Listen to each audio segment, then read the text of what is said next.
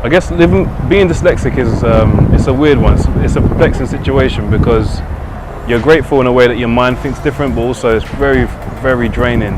Like you're working twice as hard as everyone just to kind of achieve average. So I got diagnosed really, really late in terms of like schooling. So I underachieved a lot in school. I felt I was very slow, not intelligent, and just I got books with like. I hope you see this one day, but I got books of like my maths homework with my maths teacher writing hopeless in red ink, because I just literally was really bad at maths, and that does stuff to people's confidence, you know what I mean? So it was only until I got to uni that I realised even uni was a struggle, didn't really do well. But a friend of mine, a really good friend of mine, she noticed that I would hide my writing and stuff. I had like chicken scratch writing, and like, but she noticed that I might be dyslexic, so basically she kind of pushed me to get a test done. Realised got the test done. It was grueling because all the secrets, all the kind of tricks I had kind of like developed over the years just came undone. The guy who was testing me was like, I don't know how you've actually even coped, for so long, because your understanding is way above your actual grammar and your actual spelling. Your spelling is like years behind, your grammar is like years behind, but your actual understanding, comprehension, and even intelligence is way beyond that. So you've had to kind of put the ideas down in a way that people can understand without actually putting it in a way that is efficient. So I've had to go the long way around. I think it's quite difficult. Being black also is even more difficult because not only are you black, but it's like, and sometimes you're not recognised as having difficulties. You're just a troublemaker. I think it's limited me in terms of job roles I apply for, which is a bit sad. I feel like I could have climbed a ladder, maybe a corporate ladder, if I had like, or maybe even made more money if I had a bit more, if I'd helped earlier on. Most kids who get found out when they're dyslexic quite young, they turn into brilliant minds, brilliant kids, Some of the greatest thinkers in the world are dyslexic, I just think maybe there needs to be more awareness about it, especially in the black community, I feel. That's with everything. Where it be mental health, where it be, depression, anxiety, all these kind of things are kind of like, well, you're just learning difficulties, So, but again, someone like me, I voice about it, I talk about it because I feel it's important to get the conversation going and kind of open it up so that other people coming up, they don't have to struggle.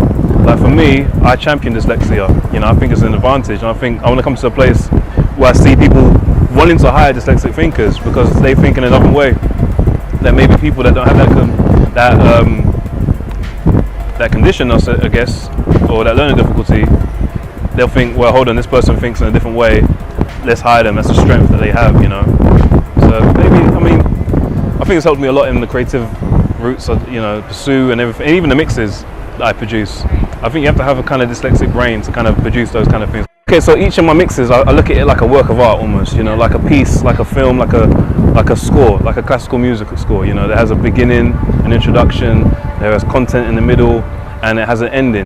So some of the topics I touch in my mixes, one of them was called Palm Wine Beats, and it's basically me kind of from the diaspora, from outside of Nigeria, looking at my homeland and kind of looking at it from an outsider, but also trying to inform people of what it is, and kind of like a record a DJ would like dig in crates, old soul samples and jazz and all that stuff. I'm doing the same with my own culture, and just kind of like this place called Nigeria, what's inside it, what's it about, and the people, and trying to humanize Africa also, because for a long time I feel like it's a place that's kind of been by media and by just the powers that be illustrated as a place of famine, disease, war, and just hardship. And yes, those things are there, but there are also many other things there that don't get really picked up on. So it's just a way for me to kind of highlight it, and through it, like Volume 1 deals with the humor and also the culture and the music and parts of politics that mirror today. Volume 2 deals with the Biafra War, things that a lot of people didn't know about the Biafra War. I put it in there, and people emailed me saying, this is amazing. I never really knew Nigeria was so layered. A lot of people didn't know that Nigeria is 100 years old. That was developed by the British. It's also educational and informal, because a lot of people, they can't read books in the sense they ain't got time to read a book or go to uni or college or whatever. So for me, it's a little snapshot, it's a little window into that kind of hopefully it'll spark the interest in someone to be like, yeah, I'm gonna go look into that.